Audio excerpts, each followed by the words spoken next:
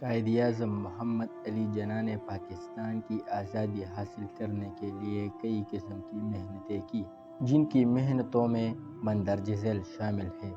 Number 1، قائد-ے-اعظم نے مسلم league کی تشکیل کی۔ محمد علی جناح نے مسلم لیگ کی تشکیل کی تاکہ مسلمانوں کی آزادی کو ایک ساتھ جمع کیا جا سکے اور پاکستان کی تشکیل کے لیے ایک مضبوط پلیٹ فارم فراہم کیا جا سکے۔ نمبر 2، انہوں نے علی گڑھ کار کو رہبری دی۔ محمد علی جناح نے مسلم لیگ کو پاکستان کی تحلیق کی راہ میں رہبری کرتے ہوئے اہم فیصلوں کا سروکار کیا اور مسلمانوں کی تنظیم کو مضبوط کیا۔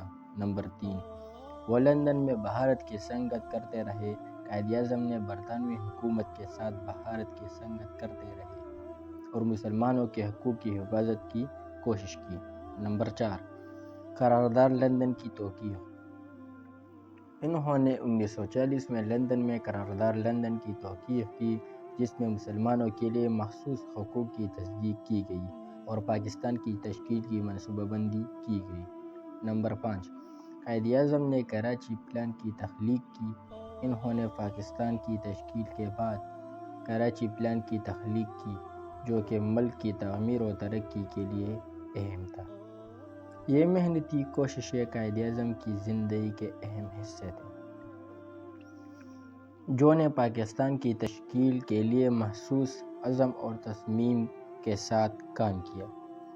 قائد-ے-اعظم محمد علی جناح نے پاکستان کی جوان نسل کے لیے اہم کام کیے ہیں، جو آج بھی ان کی رہنمائی کے زیر اہتمام ہے۔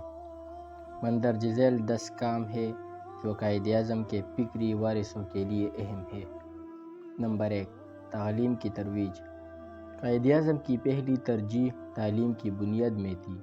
پاکستان کی جوان نسل کو تعلیم کے شعبوں میں دلچسپی لینی چاہیے تاکہ وہ معاشرتی ترقی کا حصہ بن سکے۔ نمبر 2، قومی وحدت کی ترویج۔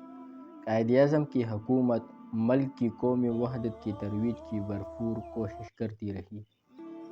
پاکستان کی جوانی کو مل کر رہنے کی ضرورت ہے اور انہیں اختلافات کو دور کرنے کی طرف روانہ کرنا چاہیے۔ نمبر 3، معاشرتی عدالت کی ترویج۔ قائد-ے-اعظم نے عدالتی نظام کو مزید بہتر بنانے کی کوشش کی تھی تاکہ جوان نسل کو امید ہو کہ ان کے حقوق اور انصاف کی حفاظت ہوگی۔ نمبر 4، معاشرتی خدمت کی بڑھتی ہوئی ترقی۔ قائد-ے-اعظم کی رہنمائی میں معاشرتی خدمت کو ترویج دی گئی اور پاکستان کی جوانی کو معاشرتی مسائل کا حل تلاش کرنے کی سمجھ دی گئی۔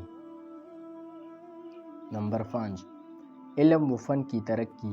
قائد-ے-اعظم نے علم و فن کی ترقی کو فروغ دیا اور پاکستان کی جوانی کو علمی اور فنی شعبوں میں محنت کرنے کی سلگتی دی۔ نمبر 6، ملک کی ترقی کی ترویج۔ قائد-ے-اعظم نے پاکستان کی ترقی کو بڑھانے کے لیے مخصوص منصوبے تیار کیے اور جوانوں کو مخصوص حوالوں میں کام کرنے کی ترغیب دی۔ نمبر 7، ملک کی دفاع و تشدد کے خلاف مواقف۔ قائد-ے-اعظم نے ملک کو تشدد اور دفاع کے خلاف موقف اختیار کرنے کی ترویج کی تصدیق کی اور پاکستان کی جوان نسل کو امن کی پاسداری کی ضرورت کی تشویش دی۔ نمبر 7، مذہبی تعصب کے خلاف۔ قائد-ے-اعظم نے مذہبی تعصب کے خلاف اپنا موقف واضح کیا اور پاکستان کی جوانی کو مذہبی اختلافات کو دور کرنے کی حاجت کی طرف روانہ کیا۔ نمبر 8، خودی کامی۔ قائد-ے-اعظم نے پاکستان کی جوان نسل کو خودی کامی اور خود معاشرتی معیار کو بلند کرنے کی ترغیب دی۔ نمبر 9، ملک کے ترقی کے حصول مخصوص حوالے۔ قائد-ے-اعظم نے پاکستان کی جوان نسل کو مخصوص حوالوں میں کام کرنے کی سلگتی دی تاکہ وہ ملک کی ترقی کے لیے اپنی قوتوں کو محسوس کر سکے۔ والسلام۔